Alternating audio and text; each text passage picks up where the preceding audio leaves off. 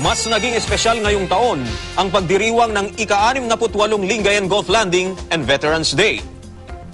Kasabay kasi nito, pinarangalan si dating U.S. Army Sergeant First Class Glicerio Valdez ng Alcala, Pangasinan.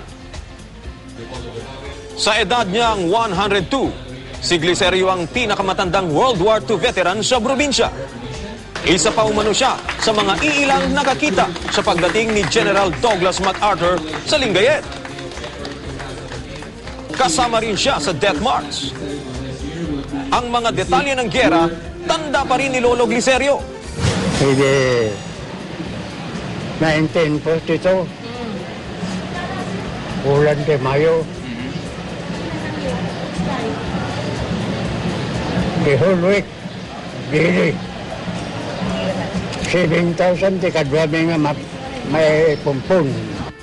Nagumpisa ang pagdiriwang sa isang misa ng pasasalamat.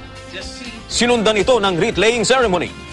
Nasa mahigit 900 pa ang nabubuhay na veterano sa probinsya. Pero hindi na nakadalo sa pagdiriwang ang iba dahil na rin sa katandaan.